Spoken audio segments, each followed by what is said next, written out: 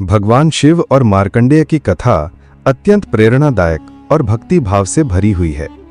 ये कथा न केवल भगवान शिव की कृपा का स्मरण कराती है, बल्कि ये भी सिखाती है कि सच्ची भक्ति और दृढ़ विश्वास से मृत्यु जैसी अटल शक्ति पर भी विजय पाई जा सकती है।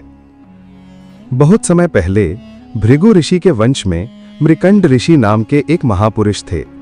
वे अत्यंत तपस्वी और विद्वान थे, लेकिन उनके जीवन में एक कमी थी। उनकी कोई संतान नहीं थी। संतान प्राप्ति की इच्छा से उन्होंने वर्षों तक कठोर तप किया और भगवान शिव की आराधना की। अंततः भगवान शिव उनकी तपस्या से प्रसन्न होकर उनके सामने प्रकट हुए और वरदान देने को तैयार हुए। भगवान शिव ने कहा, हे मृकंड, तुम्हें दो विकल्पों में से एक चुनना होगा। पहला ये कि तुम्हें एक साधारण लेकिन दीर्घायु पुत्र मिलेगा जो बहुत लंबा जीवन जिएगा परंतु महान नहीं होगा। दूसरा विकल्प यह है कि तुम्हें एक अत्यंत तेजस्वी, बुद्धिमान और महान पुत्र मिलेगा, लेकिन उसका जीवन केवल 16 वर्ष का होगा। मृकंड ऋषि ने गहन विचार करने के बाद दूसरा विकल्प चुना। वे चाहते थे कि उनका पुत्र भले ही अल्पायु हो परंतु महान हो और दुनिया के लिए उदाहरण बने। भगवान शिव के आशीर्वाद से उनके घर में एक अत्यंत तेजस्वी पुत्र ने जन्म लिया, जिसका नाम रखा गया मार्कंडेय। मार्कंडेय बाल्यकाल से ही विलक्षण थे। वे वेद शास्त्रों के ज्ञाता बने और अत्यंत धार्मिक प्रवृत्ति के थे। सभी लोग उनकी बुद्धि और भक्ति की प्रशंसा करते थे। लेकिन जैसे जैसे वे बड़े होते गए, उनके माता पिता के हृदय में एक भय भी बढ़ता गया कि उनका पुत्र केवल 16 वर्ष का ही जीवित रहेगा। समय बीतता गया और जब मार्कंडेय की आयु 16 वर्ष के समीप पहुंची, तो मृकंड ऋषि और उनके पत्नी अत्यंत दुखी रहने लगे। जब मार्कंडेय ने अपने माता पिता से इस दुख का कारण पूछा, तो उन्होंने सत्य बता दिया कि उनका जीवन अब समाप्ति की ओर है। यह सुनकर भी मार्कंडेय विचलित नहीं हुए।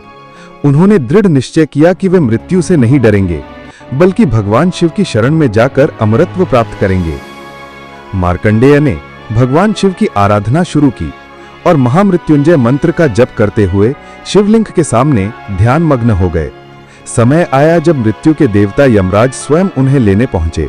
यमराज ने आदेश दिया कि उनके प्राण ले लिए जाएं, परंतु मार्कंडेय शिवलिंग से लिपटकर महामृत्युंजय मंत्र का जाप करते रहे। यमराज ने अपने पाश से यानी फांसी के फंदे से उन्हें बांधने की कोशिश की, लेकिन वो फंदा गलती से शिवलिंग पर भी जा पड़ा। ये देखकर भगवान शिव स्वयं प्रकट हुए। वे अत्यंत क्रोधित हो उठे और अपने त्रिशूल से यमराज पर प्रहार कर दिया। यमराज मूर्छित होकर गिर पड़े। भगवान शिव ने कहा, हे यम, मेरे भक्त की मृत्यु का अधिकार तुम्हें नहीं है। जिसने मेरी शरण ली है, उसका कोई बाल भी बांका नहीं कर सकता। यमराज भयभीत होकर शिव से क्षमा मांगने लगे। तब देवताओं और ब्रह्मा ने आकर भगवान शिव से प्रार्थना की कि यमराज को पुनर्जीवित करें, क्योंकि मृत्यु के बिना संसार का संतुलन बिगड़ जाएगा। भगवान शिव ने यमराज को पुनः जीवित किया, लेकिन यह वरदान दिया कि मार्कंडेय अब सदा अमर रहेंगे और कभी मृत्यु को प्राप्त नहीं होंगे। इस प्रकार मार्कंडेय अमर हो गए। वे कालजयी ऋषि बने और युगों युगों तक जीवित रहकर धर्म, भक्ति और ज्ञान का प्रसार करते रहे।